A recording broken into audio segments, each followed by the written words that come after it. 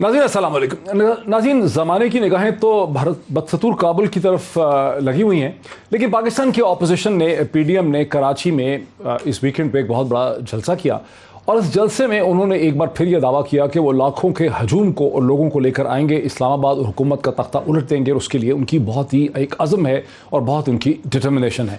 शहबाज शरीफ साहब का क्या कहना था वो मैं आपको सुनाता हूँ। मैं समझता हूं कि आज ये समंदर हमें ये तय करना है कि इस महंगाई के तूफान को रोकने के लिए हमें अब अवामी रेला लेकर जाना होगा और इस्लामाबाद में इसको खसो खशाक की तरह बहाना होगा। और मौलाना फजल रहमान साहब लीड करेंगे और हम सब इनके साथ लाखों लोगों के साथ मिलकर महंगाई को दफन करने के लिए इस झूठी और करप्ट हुकूमत को सियासी तौर पर दफन करने के लिए इंशाअल्लाह जाएंगे। अल्लाह ताला को मंजूर होगा तो ये हो के रहेगा। नाज़रीन, अगर शहबाज शरीफ साहब इंसानों के समुंदर की और एक रेले की बात करते हैं जो हुकूमत को खसो खशाक की तरह बहा ले जाएगा, तख्ता उलटना होगा इस्लामाबाद में, तो इंफॉर्मेशन मिनिस्टर फवाद चौधरी साहब जो हैं वो कुछ और ही मुतालबा कर रहे हैं शहबाज शरीफ साहब से, वो भी सुन लेते हैं। वो कह रहे हैं मैं लाखों लोग लेके इस्लामाबाद जो है उसके ऊपर चढ़ाई करेंगे। आप लाखों लोगों को छोड़ें, सिर्फ अपने भाई साहब को अपने यूके से लंदन से वापस बुलाएं और उनसे कहें कि वो यहाँ आएँ और अपने ख़िलाफ़ मुकदमात का सामना करें।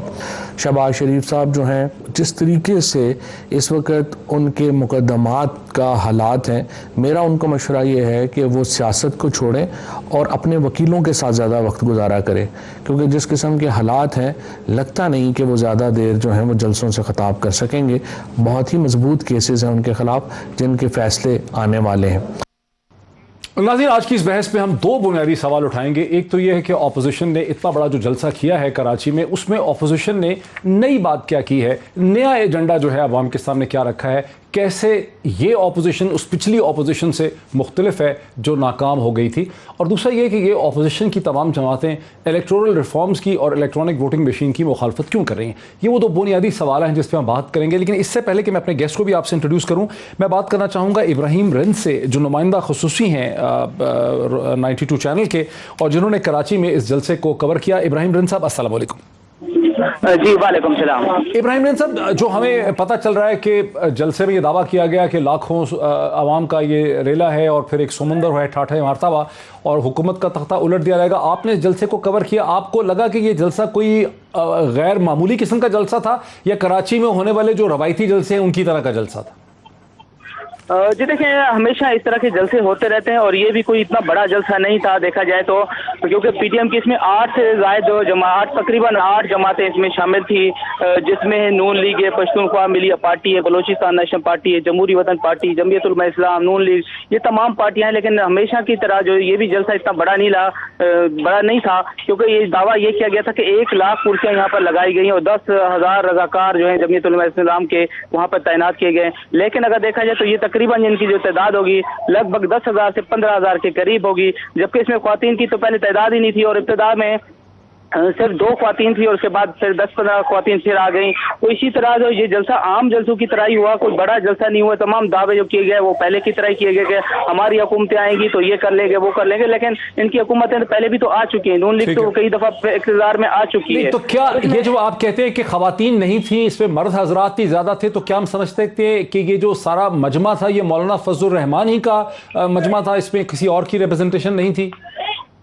जी देखिए, बिल्कुल ज्यादातर जो तादाद है अगर अंदाजा लगाया जाए तो 80% जो है वो जमीयत उलमा इस्लाम के कारकुनान थे, जो कि कराची की अगर बात की जाए तो कराची के जो अवाम थे वो तकरीबन 2 से 3% होंगे।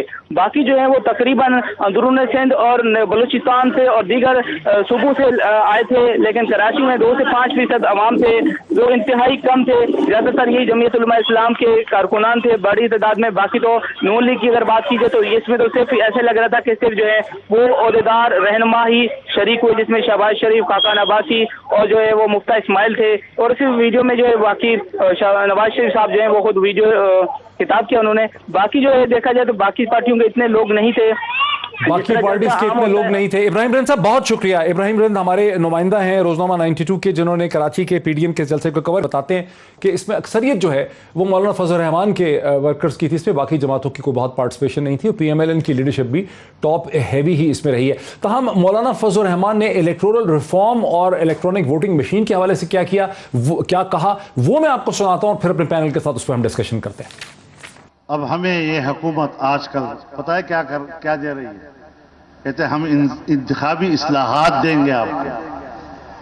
भाई इंतखाबी इस्लाहात हमें वो लोग देंगे जो खुद धांधली के जरिए से आए हों। फिर कहते हैं हम एक नई मशीन ला रहे हैं। पूरी दुनिया ने उस मशीन को मुस्तरद किया है, पाकिस्तान के इलेक्शन कमीशन ने उसको मुस्तरद किया है। वो मशीन कौन सी है? जो वोट को चोरी करने में महारत रखता है, ऐसा मशीन है। हम तुम्हारे इंतखाबी इस्लाहात को जूते के नोक पर रखते हैं। ये थे मौलाना फजल रहमान जो हुकूमत की इंतखाबी इस्लाहात यानी कि इलेक्टोरल रिफॉर्म को जूते की नोक पे रखते हैं। मुझे इस वक्त इस बहस में शामिल हैं मेरे साथ अहमद बिलाल महबूब साहब जो कि प्रेसिडेंट हैं पिलदैत के, जो इलेक्शन की मॉनिटरिंग का और इलेक्शन के तमाम रेगुलेशन को देखने का डेमोक्रेसी के हवाले से एक बहुत अहम पाकिस्तान का इदारा है, उसके फाउंडर प्रेसिडेंट हैं। मेरे साथ हैं शाइस्ता परवेज़ मलिक साहिबा जो लीडर हैं PMLN की, MNA हैं, मेंबर स्टैंडिंग कमेटी हैं, कॉमर्स एंड टेक्सटाइल की, कई दफ़ा हमारे प्रोग्राम से पार्टिसिपेट किया। शाइस्ता मुझे एक वीडियो लिंक के जरिए लाहौर से ज्वाइन कर रही हैं।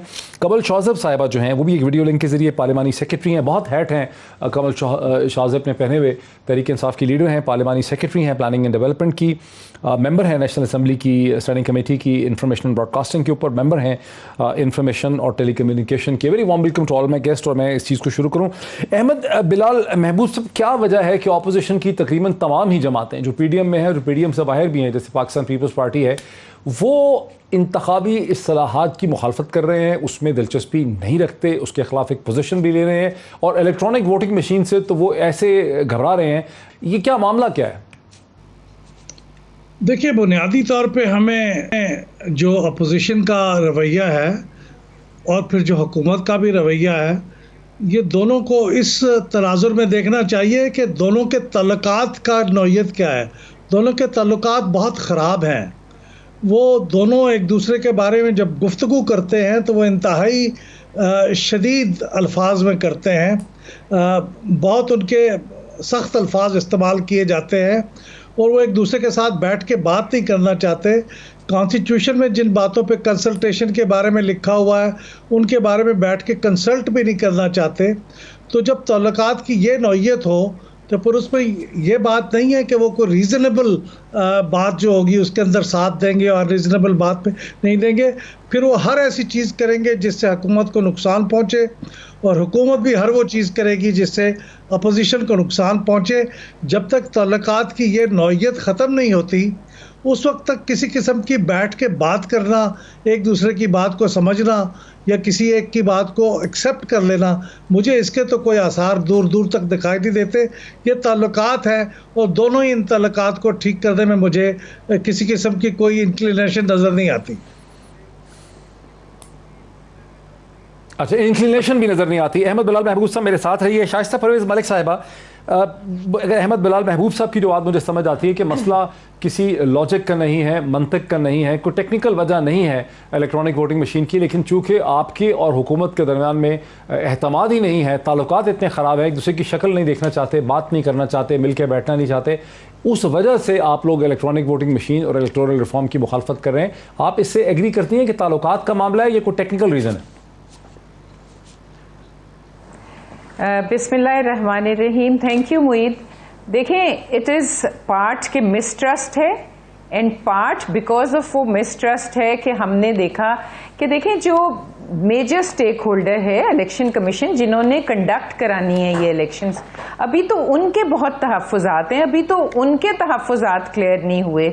और उन्होंने, मैं बार बार कहती हूँ कि एक मॉक एक्सरसाइज पार्लियामान में भी हुई थी, उसके क्या नताइज निकले थे, उसमें क्या रिजर्वेशंस थी, वो भी सामने नहीं लाए गए। एक्चुअली तो मुईद, मेरा ख्याल है यहाँ जितनी ये इस तरह की कमीशंस भी बनती रही हैं, आपने देखा है, और बहुत कुछ होता रहा है कि हम खुद ही फैसला करते हैं कि हम ये काम करेंगे और वाह वाह तालियां बजवाते हैं, फिर कमीशन बनवाते हैं अपने ही लोगों का, फिर एक रिपोर्ट आती है, फिर हम कहते हैं हम उस पर एक्शन लेंगे, फिर उस पर कोई एक्शन नहीं लिया जाता। ये उसी तरह की, बिल्कुल उसी तरह का एक ये सिलसिला है।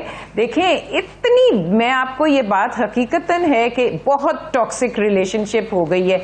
आपने देखा कि नेशनल इंटरेस्ट के जो इश्यूज आए उसमें भी ऑपोजिशन और गवर्नमेंट इकट्ठी नहीं बैठ सकी। गिलगित बल्तिस्तान के आए, कश्मीर के आए, मतलब कि आपको मैं गिनवाना कोई पुरानी बात, लेकिन अगर वापस आए ना इलेक्टोरल रिफॉर्म पे, आपके भी इलेक्शन, अगर election commission of Pakistan electronic voting machine को पसंद कर ले, अगर इलेक्ट्रॉनिक वोटिंग मशीन पे इलेक्शन कमीशन ऑफ पाकिस्तान मुतमईन हो जाए, तो फिर क्या आप लोग भी मुतमईन हो जाएंगे?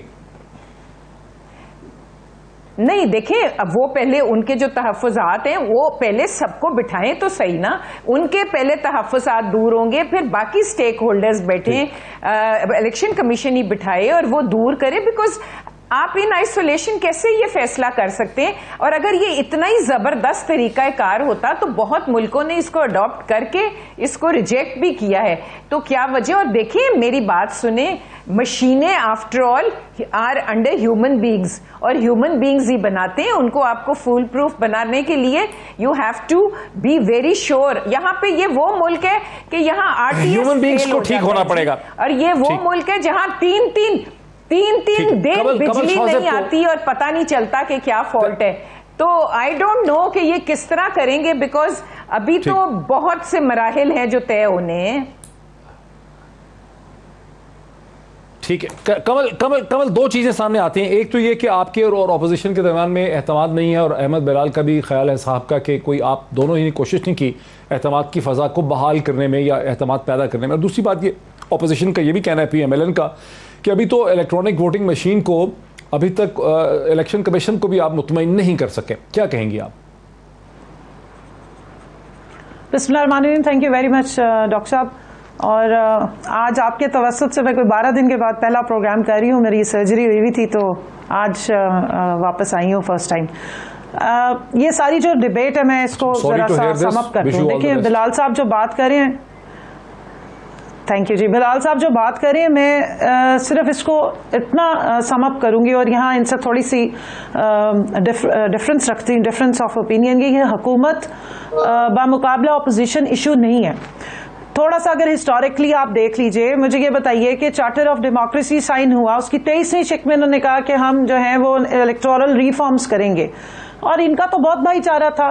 नून लीग तो 2/3 मेजॉरिटी के साथ बैठी रही है असेंबली में। आपने कभी कोई इलेक्टोरल रिफॉर्म्स पे देखी बात? 2016 में बयान आया, 2014 में बयान आया, उस वक्त वजीर आजम इमरान खान साहब, एक मिनट जी, वजीर आजम इमरान खान साहब ने इनकी हर बयान का खैर मकदम किया, लेकिन हम सिर्फ बयानों का ही खैर मकदम करते रहे क्योंकि अंदर से नीयत कुछ करने की नहीं है। हुकूमत को नुकसान नहीं पहुंचता है, स्टेट को नुकसान पहुंचता है, मुल्क को नुकसान पहुंचता है, पूरे प्रोसेस को नुकसान पहुंचता है और जमहूरियत को नुकसान पहुंचता है जो ये पहुंचा रही हैं। डिलिब्रेशंस की बात करें कि जी मिलके बैठना है, तो जलसों में जाके पहले ही आप कह देंगे हम तो नहीं मानेंगे।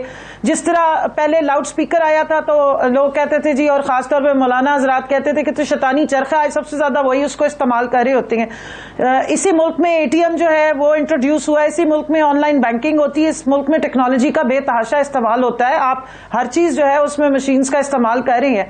EVM से इतनी प्रॉब्लम क्या है? नीयत का प्रॉब्लम है, नीयत का फतूर है। पुराना तरीकेकार इसलिए सूट करता है कि हर हल्के में 20-20 हजार जाली वोटर्स की लिस्टें बनी हुई हैं, जो लोग फौत हो गए उनके भी वोट डल जाते हैं। मेरे दादा का और नाना जो दुनिया से गए हुए भी 15-15 साल हो गए, उनके भी वोट डल जाते हैं। तो ये सिस्टम इनको सूट करता है, इसलिए ये वहां पे जाके खड़े हुए हैं। और मौलाना साहब की मैं सिर्फ इतना कह दूं, इनके जलसों की और इनके धरनों की टाइमिंग बड़ी जबरदस्त होती है। जिस वक्त कश्मीर की हमने मूवमेंट को पीक पे हम लेके गए और एक शोर मचा और इंटरनेशनली मोदी हुकूमत पे प्रेशर आना शुरू हुआ, मौलाना साहब धरना लेके इस्लामाबाद पहुंच गए, और उसके बाद इन्होंने फिर उस वक्त भी शहबाज शरीफ साहब जो है वो उनके धरने में जाके खड़े हो गए। आज जिस वक्त अफगानिस्तान में सारी सिचुएशन डेवलपिंग इमर्जिंग सिचुएशन है, इंडिया का इस वक्त और बाकी सारे मुल्कों का इस वक्त फोकस जो था वो अफगानिस्तान में था, उधर से डाइवर्ट करके वो ही टूटी फूटी फ्रैक्चर्ड, अब तो 11 भी नहीं रही, आपस में ही बड़ी जमातें लड़ पड़ी हैं, वो जाके अब धरने और जलसे करने शुरू हो गए। आज इनको महंगाई याद आ गई है, जिस वक्त पाकिस्तान जो है वो उसमें बेहतरी आ रही है, इकॉनमी टेक ऑफ कर रही है, दुनिया का हर बड़ा इदारा पाकिस्तान को इस वक्त अप्रिशिएट कर रहा है कि performing despite pandemic performing economy है।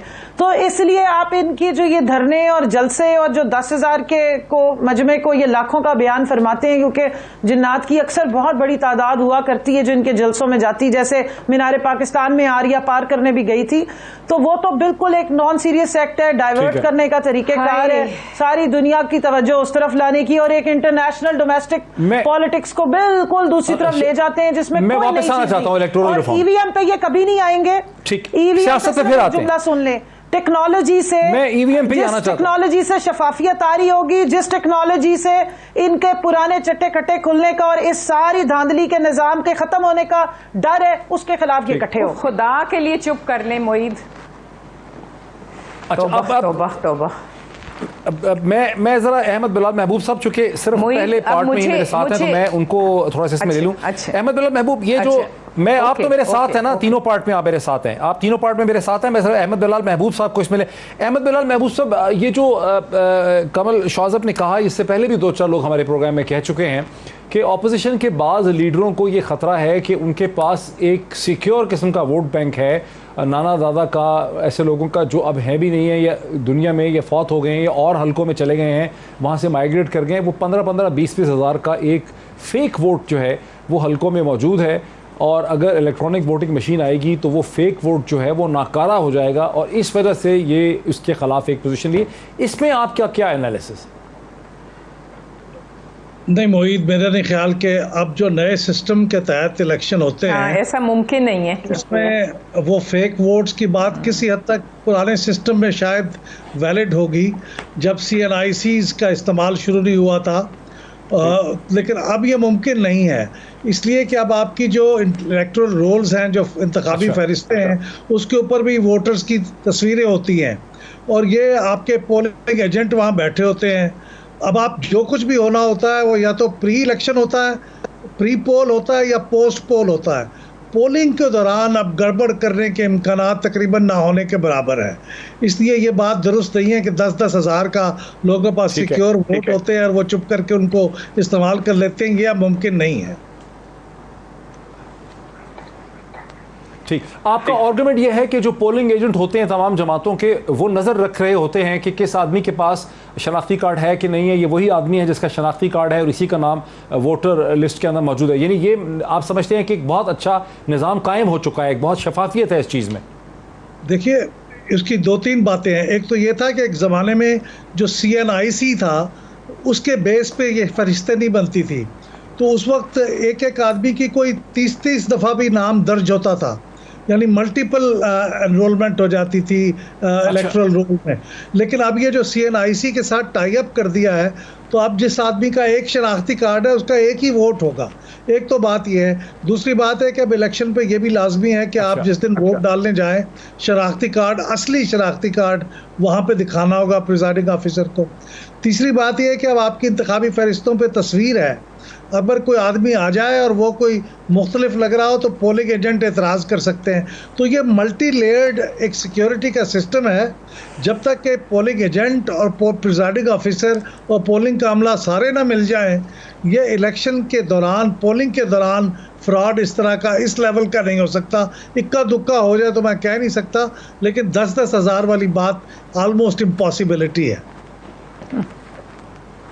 डॉक्टर साहब, मुझे इजाजत दीजिए, अब इम्पॉसिबल हो चुकी है। अहमद बिलाल महबूब साहब भी मुझे नहीं जी, इन्होंने बहुत बोल लिया। डॉक्टर साहब नहीं, please now I have to say something. मैं आपको ले लेता हूं, ब्रेक में ले लूं, मैं ब्रेक ले लूं। प्लीज देखें, ये जो कुछ कहा अहमद बिलाल महबूब ने और जो शाइस्ता ने, मैं इसी से शुरू करूंगा, मुझे ब्रेक लेने दीजिए। लाइव प्रोग्राम है, ब्रेक के बाद इसी पॉइंट से आगे बात को आगे बढ़ाते हैं आफ्टर द ब्रेक।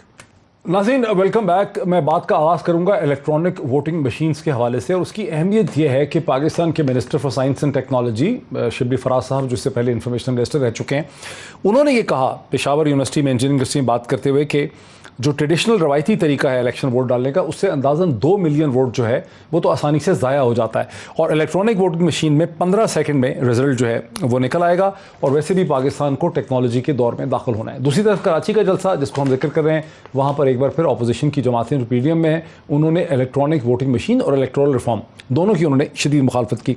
मुझे अब इस वक्त प्रोग्राम में सरवर बारी साहब भी ज्वाइन कर रहे हैं। सरवर बारी साहब फाफन के एक्स प्रेसिडेंट हैं, free and fair election network के, और पाकिस्तान के तकरीबन बहुत से इलेक्शंस को उन्होंने ज़ाती तौर पे भी मॉनिटर किया, कई टीम्स को उन्होंने लीड भी किया, उसके अलावा इंटरनेशनल ऑब्जर्वर भी रहे हैं, और यूँ पाकिस्तान की और खित्ते की सियासत और इलेक्टोरल प्रोसेस पे उनकी बड़ी गहरी नज़र है। सर वबारी साहब, वेरी वार्म वेलकम टू। मेरे साथ इस वक्त जो सुन रही हैं, एक तरफ शाइस्ता परवेज़ मलिक साहब हैं, PMLN की लीडर, वो हमारे साथ हैं लाहौर से। एक कमल शाजिब साहब हैं, वो भी वीडियो लिंक के जरिए हमारे साथ हैं। कमल का ये कहना था इलेक्शन वक्फे से पहले कि इलेक्ट्रॉनिक वोटिंग मशीन से कुछ लोग इसलिए भी डरते हैं, बहुत से लीडर, के हर हलके में 10, 15, 20 हज़ार का फेक वोट है, नाना दादा जिनकी वफ़ात हो गई है या जो लोग उस हलके में नहीं रहते, और उसको इस्तेमाल किया जाता है जनरल इलेक्शन में। इलेक्ट्रॉनिक वोटिंग मशीन से ये फारिग हो जाएगा। लेकिन अहमद बिलाल महबूब जो फाफिन के प्रेसिडेंट हैं, उनका ये कहना था, जो ब्रेक से पहले हमारे साथ थे, कि जब से CNIC नेशनल ID कार्ड के ऊपर से वोटर लिस्ट बनी है, इस किस्म के फ्रॉड अब बिल्कुल तकरीबन नामुमकिन हो गया है। आपका क्या ऑब्जर्वेशन है या एनालिसिस है?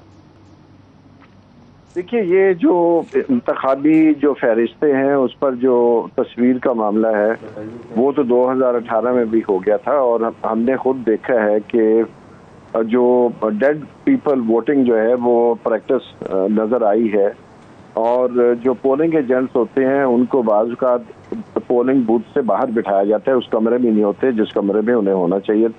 यानी कि आमतौर पर यह है, और जो लॉ में है कि जो पोलिंग एजेंट्स हैं वो प्रिजाइडिंग अफसर के बिल्कुल सामने हो, ताकि जब वोटर आए तो वो सब उसकी शक्ल देख सके। ठीक। लेकिन बहुत सारी जगहों पर मैंने देखा है, बहुत सारी जगहों पर कि जो पोलिंग एजेंट्स हैं वो बाहर बैठे हुए हैं। इवन कलसून नवाज मरूमा के जो ज़मीनी इंतखाबात थे उसमें मैंने वो लाहौर में भी देखा कि पोलिंग एजेंट्स पर सिटिंग इन द बरांडा, और पोलिंग बूथ जो है कमरे के अंदर था। और मैंने उस पर जब प्रिजाइडिंग अफसर को कहा कि जगह नहीं है यहाँ, हालांकि उस कमरे में बेताशा जगह मौजूद, लेकिन कोई भी पोलिंग एजेंट एतराज नहीं कर रहा था। तो इसलिए अगर प्रिजाइडिंग अफसर और वहाँ पर जो दूसरा अमला है वो मिल जाए साथ, तो मुमकिन ही नहीं है कि आप इस तरह की धांधली को रोक सके। ठीक है। तो पहली बात तो ये है कि ये ऑब्जर्वेशन में आता रहा है और ये होता है, और इस तरह के वोट जो हैं, अब जाली वोट भर्ती रजिस्टर करना मुश्किल है, लेकिन जो लोग फौत हो गए हैं उनकी बहुत बड़ी तादाद है, लाखों में है, जो अभी भी हमारे शनाख्ती कार्ड उनके कैंसिल नहीं करवाए गए, उनके घर वालों ने उनकी रिपोर्ट नहीं की, इसलिए उनके शनाख्ती कार्ड मौजूद है। और दूसरी बात जो है कि यकीनन पोलिंग के अमल में पहले की निस्बत बेहतरी आई है। अहमद बिलाल महबूब साहब बिल्कुल सही फरमा रहे हैं, लेकिन मामला ये है कि ये सारी जो बहस है वो सिर्फ EVM के ऊपर क्यों है। वैसे हमारे लॉ में आपको पता है, जो भी लॉ होता है उसमें जो भी टर्मिनोलॉजी यूज की जाती है उनको डिफाइन किया जाता है। 2017 में इतनी बड़ी एक्सरसाइज की गई, लेकिन फ्री और फेयर और ट्रांसपेरेंट इलेक्शंस की डेफिनेशन हमारे लॉ में मौजूद नहीं। ठीक है। पहली बात तो अच्छा, इस पे मैं फिर आता हूँ। मैं जरा शाइस्ता को मुझे लेने दीजिए। शाइस्ता परवेज़ मलिक साहब, जो सरवर बारी साहब का चूंकि बहुत तजर्बा है, उनका कहना ये है, वो ये कह रहे हैं कि दर हकीकत जो ह्यूमन एलिमेंट है, जहाँ पूरे का पूरा पोलिंग स्टेशन जो है वो कंट्रोल हो जाता है, उसको इलेक्ट्रॉनिक वोटिंग मशीन, चूंकि वो मशीन है इसलिए वो उसको ख़त्म कर देगी। आपका क्या इस पर जवाब है? देखिए, मैं जो अभी बारी साहब ने एक बात की कि हमारी जो सारी डिस्कशन है वो EVMs पे आके रुक गई है। मुझे बताएं मुईद के जब डस्का के इलेक्शंस हुए तो उसमें जिस तरह फ्लाउट की गई इलेक्शन कमीशन, वो मान नहीं रहे आप लोग EVM की मुखालफत कर रहे हैं, और नहीं मेरी बात सुने। अगर आप जो एक मिनट मुईद, अगर आप उन लोगों को एक दफा पकड़ के करारवार सजा ही दे देते ना, तो ये चीजें ना हो। आप मुझे बताएं, इलेक्शन कमीशन ने, आपने देखा डस्का में जो कुछ हुआ वो तमाम मीडिया ने दिखाया, बताया, डिस्कस किया, कुछ नहीं किया इलेक्शन कमीशन के ऑर्डर्स पे। फिर आपने वही कुछ कश्मीर में भी देखा कि उन्होंने इलेक्शन कमीशन ने कहा कि इनको सूबा बदर किया जाए, ये नहीं आएंगे कश्मीर में, तो ये इल्जाम नहीं लगा। प्राइम मिनिस्टर अपने साथ मेरी बात सुने, नहीं मेरा मतलब ये कि पैसे प्री पोल जो उन्होंने बात की है ना अहमद बिलाल ने, वो सही की कि यहाँ पे अब pre poll and post poll rigging होती है, तोड़ जोड़, पैसे देना पैसे लेना, लोगों को इधर करना उधर करना। उस दिन पे अगर आपका हर एक का पोलिंग एजेंट बैठा होता है, आप मतलब मुझे नहीं समझ आती आप मशीन्स का फिर व्हाई डोंट यू आप ऑपोजिशन को साथ बिठाएं ना, इलेक्शन कमीशन की जो रिजर्वेशंस है उनको क्लियर करें। मेरी बहन ने अभी आप कवल के लिए अपना सवाल तो रेज करें ना कि आप मशीन के ऊपर आपकी सुई क्यों लटक गई है, फंस गई है, अटक गई है मशीन के ऊपर, ये तो कह देना, एक जुमले में बोल दें कि क्या मसला है। इसलिए नो मसला ये है कि मशीन जो है वो भी इंसान ने बनाई है और वो मशीन भी इंसान के हाथ की बनी हुई है और उसमें ये जो चाहे इंसान कर सकता है। कोई मशीन वो क्यों जी, इतने बड़े मुल्क हैं जो हमसे ज्यादा आई मस्ट से कि प्रोग्रेसिव भी हैं और सब कुछ है, why have they gone back to paper voting? आखिर क्या वजह है? उनको नहीं पता कि ये इससे उनकी रिगिंग खत्म हो जाएगी, मसलन कौन सा मुल्क? उनके तमाम मसाइल हल हो जाएंगे। तो देखें काफी मुल्कों ने शुरू किया है और वापस ब्रिटेन में अभी भी फॉर दैट मैटर पूरी इलेक्ट्रिक मशीन नाम मैं चाह रहा था बता दें आप। बहुत सी अब इस वक्त मेरे माइंड में नाम मैं आपको अगर आप बता दें मैं सारे लिख के ले आऊंगी, बिकॉज मुझे नहीं पता था। आज फिर से ईवीएम्स पे हम डिस्कस ठीक, वो अभी सर्वर साहब से पूछ लेते हैं, वो निकाल लेंगे। सर्वर साहब गूगल करें, आपके 2000 अभी सर्वर बारी साहब गूगल कर रहे हैं 2017 में जी हाँ जी वो करें, मुझे मौका दे 2017 में सारे वो गूगल मदद कर देगा हमारी। कमल जोसेफ साहबा के इलेक्ट्रिक रिफॉर्म्स आए थे। नहीं जी, कमल जोसेफ साहिबा को तो सारा कुछ पता है, इनकी पार्टी को भी, इनको भी, they know everything, they know everything, they can never be wrong। मेहनत करती हैं कमल आप बड़ा मेहनत करती हैं। वो कह रही है कि अगर मशीन पे क्या हम एतमाद करें, मशीन इंसानों ने बनाई। पीटीआई मेहनत करती है। चले शाइस्ता साहिबा मुझे बात करने इंसान खराब है। कमल जी अब मैं मोहित मेरा पॉइंट सिर्फ ये है, देखें अभी फैफन से इन्होंने बताया है ये that is one element, because मैं पाकिस्तान तहरीक इंसाफ की one of the master trainer हूं जिसने ग्रास रूट पे भी जाके इलेक्शंस को मॉनिटर भी करती हूं, इलेक्शन के दिन मेरी ड्यूटी भी होती है। दिस इज वन टाइप, इतनी टाइप की धांधलियां हैं और माशाल्लाह शाहिद खाकान अब्बासी साहब एक बड़े प्रोग्राम में बैठ के कहते हैं कि हाँ हमारे से ज्यादा किसी को धांधली आती नहीं है, आप वो क्लिप निकालें और चला दें। मसला क्या है? ईवीएम, चले अगर ये कहते हैं जी ईवीएम क्यों डिस्कशन बन गई है या पॉइंट ऑफ डिस्कशन क्यों है, तो प्राइम मिनिस्टर इमरान खान साहब नेशनल असेंबली के फ्लोर पे खड़े होकर उन्होंने इन्हें दावत दी कि अगर आप ईवीएम पे बात नहीं करना चाहते तो फिर आप जो बात करना चाहते हैं वो रिफॉर्म्स लेकर आ जाए।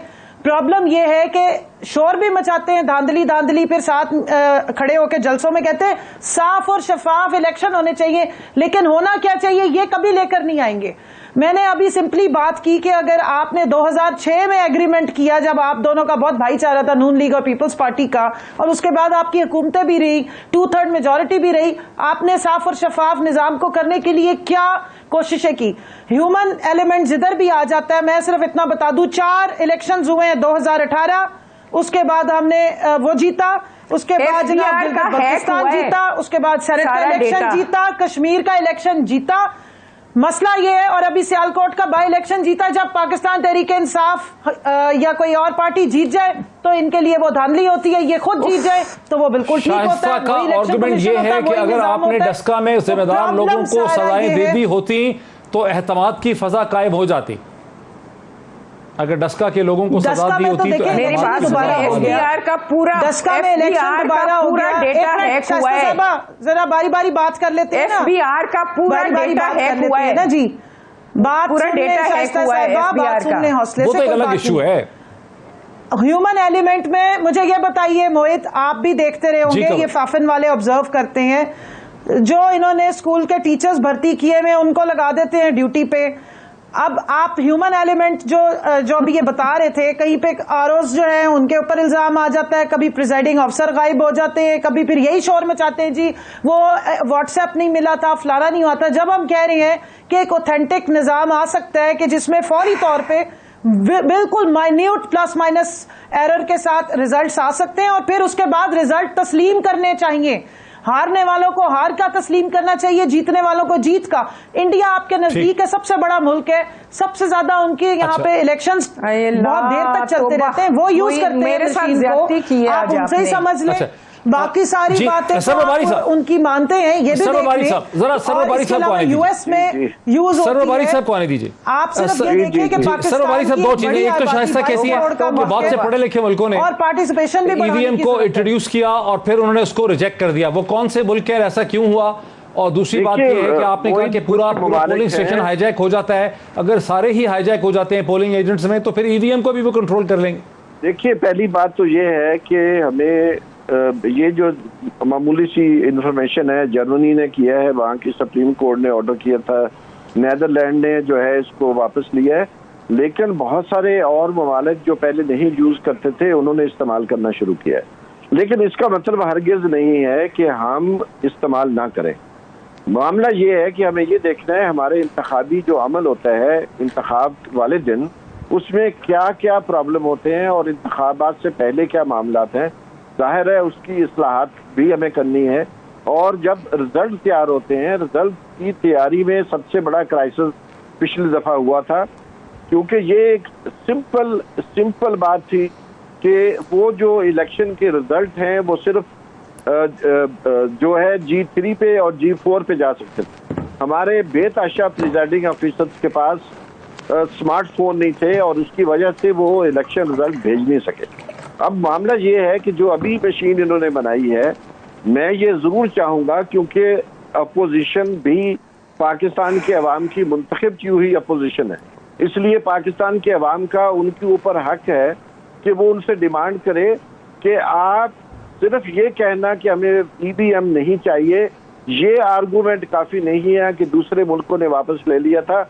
हमें ये चाहिए, सिविल सोसाइटी डिमांड करती है उन तमाम जमातों से कि जो उनके एतराज आते हैं, जो देखिए मेरी बात सुन लें प्लीज, मेरी बात सुन, कि जो इनके एतराजात हैं ईवीएम के ऊपर उनको अवाम के सामने पेश करें, ताकि जो डिबेट है वो एक इन्फॉर्म डिबेट हो, वो ये बिल्कुल अनपढ़ लोगों जैसी डिबेट ना रहे। ब्रेक में ले लूं, यही लोग शामिल हो सकते। हम कोशिश कर रहे हैं कि ईवीएम के हवाले से, इलेक्टोरल रिफॉर्म के हवाले से एक इन्फॉर्म्ड, पढ़ी लिखी, समझदार किस्म की मंतकी लॉजिकल डिबेट हो सके। कोशिश हम बहुत कर रहे हैं। एक ब्रेक लेते हैं, ब्रेक के बाद इस गुफ्तगू को आगे बढ़ाते हैं। कुछ और भी इशूज़ हैं। शहबाज शरीफ साहब ने पहली दफ़ा कह दिया कि नवाज शरीफ साहब मेरे लीडर हैं, सबको पता होना चाहिए मेरे लीडर हैं। आफ्टर द ब्रेक नाज़रीन वेलकम बैक। सीधा मैं चलता हूँ शाइस्ता परवेज़ मलिक साहबा की तरफ। शाइस्ता परवेज़ मलिक साहबा, आपने सुना जनाब सर्वबारी साहब को, उनका कहना यह था कि ऑपोजिशन भी लोगों में से आई है, अवाम में से आई है, पब्लिक से आई है, पब्लिक का ऑपोजिशन पे हक है और ऑपोजिशन को चाहिए कि आउटराइट रिजेक्शन जो कर रहे हैं ईवीएम की, उसके बजाय अपने तमाम आर्गूमेंट्स पब्लिक के सामने रखें ताकि इसके ऊपर एक बहस हो सके। ये अवाम का राइट है। क्या कहेंगे आप? देखें मोईद, मतलब उसके अगर वो इतनी ज़बरदस्त चीज़ है तो किसी को इतराज़ नहीं होगा। पहले जो मैं वही बात कह रही हूँ कि जो रिजर्वेशंस हैं उनको तो दूर किया जाए।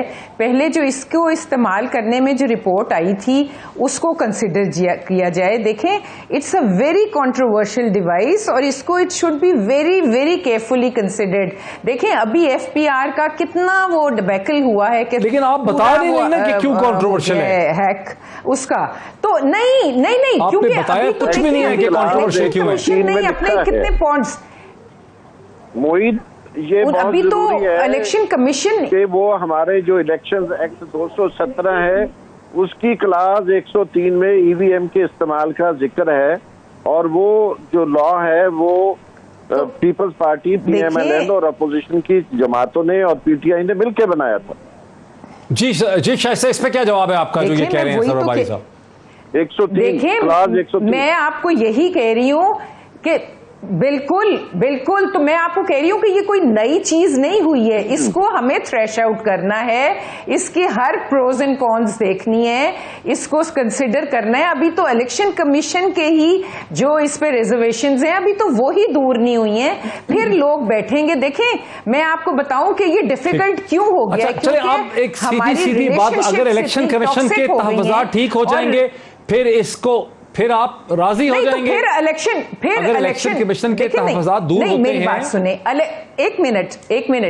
एक मिनट मोहित सुन तो लें। अगर उनके दूर हो गए फिर हम, क्योंकि इनसे ये हमसे बात नहीं कर सकते, then we will sit with the election commission और जो हमारे तहफ़्फ़ुज़ात हैं वो हम उनके साथ डिस्कस करेंगे, क्योंकि कोई वाया मीडिया तो निकालना पड़ेगा ना, क्योंकि ना ये हमारे साथ बैठ सकते हैं ना हम इनके साथ बैठ सकते हैं। तो let election commission be the via media और उनके साथ बैठ के वो पहले अपने तहफ़्फ़ुज़ात दूर करवा लें, फिर हम उनके साथ बैठ के डिस्कस कर लेंगे। अगर वो इतनी ही जबरदस्त चीज है तो everybody should agree with it. लेकिन जो रिजर्वेशंस हैं वो तो दूर होनी चाहिए। कमल शॉ साहब, ये मशवरा काबिल कबूल लगता है आपको? ये तो सही बात लगती है कि पहले वो आप तहफ़्फ़ुज़ात तो खत्म करें इलेक्शन कमीशन से, फिर ऑपोजिशन आगे चलती है, पहली डिमांड है उनकी। देखिए, क्योंकि बैठ तो हम सकते नहीं है, अभी मेंबर्स पे ही हम बैठ पा रहे। 20 अक्टूबर, शाइस्ता साहब आप बोलने दिया करें ना, अपनी बारी पे बात करें। 20 अक्टूबर 2020 को लेजिस्लेटिव रिफॉर्म का जो बिल है वो प्ले किया गया, उसको भी पढ़ लें, मेरे ख्याल में थोड़ा सा देख लें उसको। और सिर्फ ये ईवीएम की मशीन के साथ साथ जो लेजिस्लेटिव आपको रिफॉर्म्स करनी है, इलेक्टोरल रिफॉर्म्स करनी है, जिसमें सेनेट से रिलेटेड भी रिफॉर्म्स है। और आपने सेनेट के इलेक्शन के दौरान जो टिकटें चली और पैसा चला वो सबको पता है, मुंह से इकरार किया है, लोगों ने जलसे में खड़े होकर कहा कि पीएमएलएन की मरियम कहती है टिकट चली है। तो इस पूरे निजाम को ट्रांसपेरेंट करने के लिए क्या क्या चीजें करने की जरूरत है। ईवीएम के ऊपर जितने इश्यूज थे ना जी, इलेक्शन कमीशन के बहुत सारे 98-99% उनको एड्रेस करके दोबारा ला के रखी गई हैं। अब मैं इन्हें इनवाइट करूंगी कि जितनी भी आपको इश्यूज हैं उसको जाके देख लें। दूसरा, ईवीएम जो है वो इंटरनेट बेस्ड नहीं है, हैकिंग इंटरनेट से हो सकती है, डिजिटल और या दूसरी जो टेक्नोलॉजी का इस्तेमाल है वो समझ तो नहीं कि टेक्नोलॉजी है क्या, बगैर देखे, बगैर समझे, बगैर उसके ऊपर डिलिब्रेशन किए पहले ही रौलिया डाल देने के हमने तो मानना ही नहीं है, हमने तो करना ही नहीं है। तो देखें, हम एहतराम करते हैं, हमें पता है शाहिद खाकान अब्बासी साहब की स्टेटमेंट को हम बड़ा सीरियस लेते हैं कि धांधली होती है और धांधली का उनको पता भी है, लेकिन अब आगे बढ़ने का टाइम है। जिसकी भी हुकूमत आएगी, जिसने भी आगे इलेक्शन में तो सारी जमातों ने जाना है ना, जिस तरह पीडीएम में खड़ी हुई है जाके इलेक्शन में भी तो जाएंगी। अगर कहते हैं कि जी धांधली खत्म होनी चाहिए और साफ शफाफ इलेक्शंस होने चाहिए तो उसको फिर आए, आके उसको इम्प्लीमेंटेशन करें, उसके लिए अपना जो इनके पास मशवरे वो लेकर आए। पार्लियामेंट के अंदर बैठ के काम होगा ना, मौलाना के धरनों में तो ये बातें नहीं। सब क्या 3-4 चीजें बुनियादी बात, सर 3-4 चीजें क्या आप रेकमेंड करेंगे इमरान खान हुकूमत को, जिसको करके इनको करना चाहिए, इसको आगे लेके चलना चाहिए इलेक्टोरल रिफॉर्म को? अगर आप मुझे इजाजत दें, मैं तीन बातें करना चाहता हूँ। 3 बातें करना चाहता हूँ। पहली बात मैंने पहले कर दी है, फ्री एंड फेयर इलेक्शन क्या होता है उसको डिफाइन करें। दूसरी बात यह है कि हमारा पाकिस्तान वाहिद मुल्क है जिसमें एक शख्स कानून के तहत अगर चाहे तो वो 50 हल्कों में इलेक्शन लड़ सकता है। ये खत्म होना चाहिए। इंडिया में कोई भी शख्स 2 हल्कों से ज्यादा इलेक्शन नहीं लड़ सकता। बिल्कुल सही। और उसकी वजह से पाकिस्तान में हर जनरल इलेक्शन के बाद 40-50 हल्कों में हमें ज़िमनी इंतखाबात करने पड़ते हैं, जो कि मिनी जनरल इलेक्शन होते हैं। बिल्कुल सही कह रहे हैं आप। दूसरी बात, एक खानदान के 12-12, 13-13 लोग हैं असेंबलियों में और 20-20, 30-30 सीटों पे इलेक्शन लड़ते हैं। अगर पाकिस्तान में जमहूरियत को बेहतर करना है तो पाकिस्तान की जो पार्लियामेंट है, पाकिस्तान की जो असेंबलियां हैं, उसकी सोशल जो रूट्स हैं, अगर उसको आप एक्सपैंड नहीं करेंगे, लोग आपको लेजिटिमेसी नहीं देंगे। चंद लाख करोड़ वोट लेके आप हुकूमत बना लेते हैं। 18% से ज्यादा आज तक किसी रूलिंग पार्टी के पास टोटल हल क्या है? इसका हल यही है कि आप ज्यादा जो डेमोक्रेसी है, ये जो इलेक्शन हैं, इन पर पैसे का इस्तेमाल कम कराएं, वो नहीं करते, उसको मॉनिटर नहीं किया जाता सही तरीके से। इसका हल ये है कि कोई भी शख्स एक हल्के से ज्यादा जगहों पे इलेक्शन न लड़े।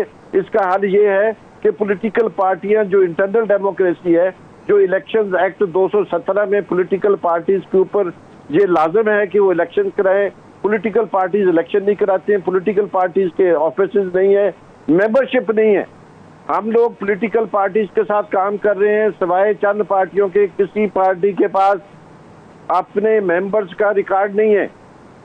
सारे जो ओहदे हैं वो तकसीम किए जाते हैं। ठीक है, इस दिस डेमोक्रेसी, इस दिस डेमोक्रेसी। ठीक है, अच्छा ये तो फिफ्थम्स है। शाइस्ता, ये जो 3 या 4 उन्होंने रिकमेंडेशन दी है, इस पे आपका क्विक रिस्पांस क्या है? देखिए इसका फिर मैं अब अगर मैं आपको इतनी जल्दी इसका मैं यही कह सकती हूँ कि इसका हल ईवीएम्स है। फिर इस सारी डिबेट का ये नहीं देना चाह रही ना जवाब आप जो बात अब मेरे भाई ने बात की मेरी देखे पार्टी में इलेक्शंस होनी चाहिए और होती हैं, और दूसरी एक इन्होंने फेयर एंड फ्री इलेक्शंस की बात की। Every party wants fair and free elections. हम तो बार बार मतलब उनको करने के देखें जो इलेक्ट्रल रिफॉर्म्स 2017 ये भी कहा कि अगर एक आदमी सिर्फ 2 हलकों से खड़ा हो सकता है हिंदुस्तान में, पाकिस्तान में 50 हलकों से जी खड़ा बिल्कुल ठीक है, बिल्कुल ठीक। आई एग्री के एक 2 एक बंदा नहीं खड़ा होना चाहिए, 2 maximum 2। I agree with him कि नहीं होना चाहिए। देखिए अब ये तो हर चीज को आप फ्रॉड कह दें, हम ईवीएम्स को फ्रॉड कह रहे हैं, ये पार्टीज को फ्रॉड कह रहे हैं, तो मतलब this is no way to talk ना। आप बात बैठ के करें, जिस तरह की भी इलेक्शंस होती हैं, अगर लोग वो उन लोगों को अगर लोग उन लोगों को एज हेड ऑफ पार्टीज चाहते हैं तो ये लोगों की है ना बात कि वो किसको चाहते हैं। If you believe in democracy तो व्हाट द पीपल वांट वो लीडर बनता है, जिसकी फॉलोइंग हो वो लीडर बनता है, जिसको पार्टी चाहे वो लीडर बनता है। क्यों नहीं बन जाते? बड़े लोगों ने कोशिश कर ली है, क्यों नहीं बन पाते लीडर्स? हाँ, मनी का भी कंट्रोल होना चाहिए, वो इलेक्शन कमीशन को एक तरीका कार अपनाने चाहिए। वक्त हमारा बिल्कुल खत्म हो गया, वक्त हमारा खत्म हो गया। शाइस्ता परवेज मलिक साहिबा का, अल महबूब साहब का, कमल शौजर साहिबा का, सरवर बारी साहब का बहुत शुक्रिया। और जो कुछ कहा है शाइस्ता परवेज ने, उस पर एक बहुत इंटरेस्टिंग शॉट है हमारे पास, कैसे शहबाज शरीफ साहब ने बिल आखिर ये कह दिया कराची में कि लीडर मेरा लीडर नवाज शरीफ ही है और मैं नवाज शरीफ ही के पीछे खड़ा हूं, वही मेरे लीडर हैं। उस टुकड़ा मैं आपको सुनाता हूं, वहां प्रोग्राम का इख्तिताम करते हैं। ना मुफाहमत ना मुजामत, हमें शफाफ इलेक्शन चाहिए, हमें कानून की हुक्मरानी चाहिए। और बड़े मियाँ साहब मेरे लीडर हैं, मैं हमेशा उनके पीछे चला हूँ। आपको अगर कोई गलत फहमी है तो मेरा ख्याल है मैं वो मुनासिब बात। शुक्रिया बहुत।